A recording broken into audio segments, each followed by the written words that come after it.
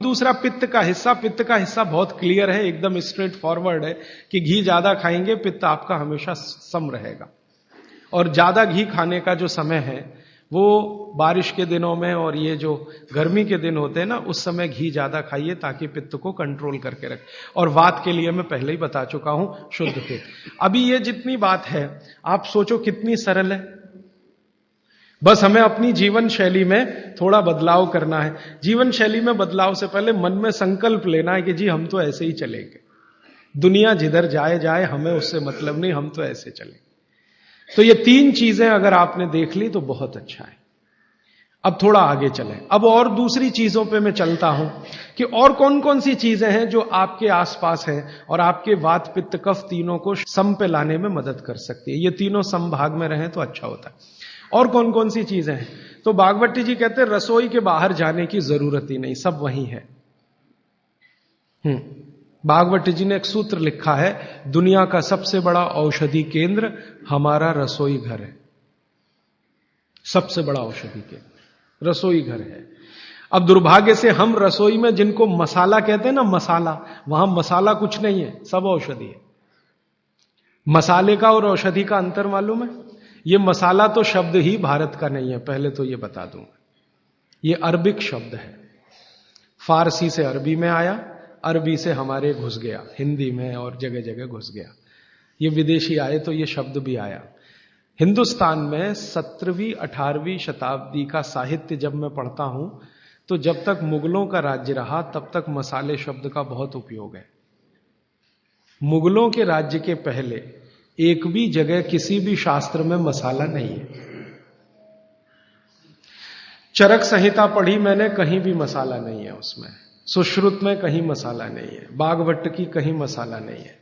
पुराने जितने लेखक हुए हैं ना 10वीं शताब्दी के पहले के, कहीं भी किसी ने मसाले शब्द का इस्तेमाल ही नहीं किया। हर जगह है तो औषधि है, औषधि औषधि, जीरा औषधि, धनिया औषधि, ये औषधि के रूप में है। तो इनकी जो प्रॉपर्टीज हैं रसोई घर की औषधियों की, ये सब आपके चिकित्सा के लिए है। अब मुझे समझ में आता है कि हमारे पुराने जमाने की माताएं बहनें, जो हमारी दादी हैं, नानी हैं, उन्होंने अपनी अपनी बेटियों को जो कुछ सिखाया, सब्जी बनाना तो क्या क्या डालना, जीरा चाहिए, धनिया चाहिए, हींग चाहिए, मात्रा कितनी कितनी चाहिए, वो सब बड़े वैज्ञानिक और चिकित्सक लोग रहे होंगे। क्योंकि रोज हमारे शरीर में वात पित्त कफ की स्थिति सम और असम होती रहती है। आप जानते हैं सुबह जो है ना वात ज्यादा होता है शरीर में, सुबह सुबह, दोपहर को पित्त ज्यादा होता है, शाम को कफ ज्यादा होता है। तो ये पूरे 24 घंटे में ऊपर नीचे होता रहता है। तो 24 घंटे में जो वात पित्त कफ ऊपर नीचे होता रहता है, तो सब्जियों में उसी के हिसाब से औषधियां डाली जाती है। जैसे दोपहर की सब्जी बने, दोपहर की, तो मेरी दादी को मैंने देखा था कि दोपहर की सब्जी बनाएगी तो अजवाइन जरूर डालेगी उसमें, और वही सब्जी रात को बनाती थी तो अजवाइन नहीं डालती थी।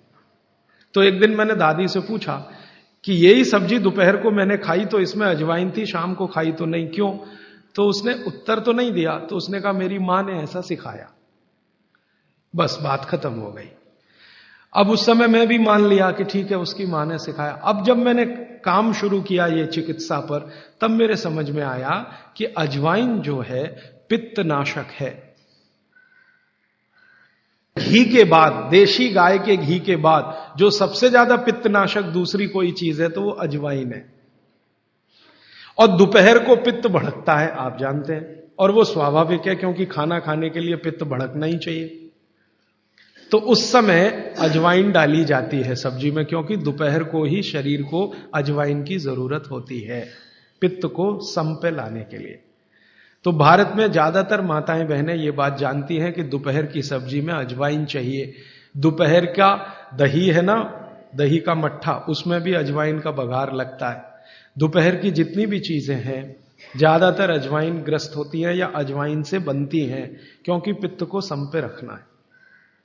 तो आप सोचो जो लोग ये कर रहे हैं वो बिना कहे कितना बड़ा काम कर रहे हैं, हमने उसका वैल्यूएशन नहीं किया, ये हमारी मूर्खता।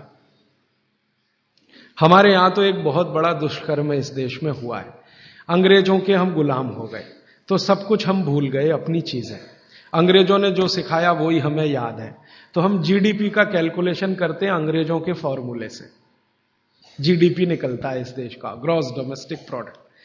तो मैंने बहुत बार इस देश के अर्थशास्त्रियों से पूछा कि जीडीपी में आप विचित्र विचित्र कैलकुलेशन करते हैं। जैसे भारत की पुलिस है, उस पर जो खर्चा हो रहा है वो जीडीपी का हिस्सा है।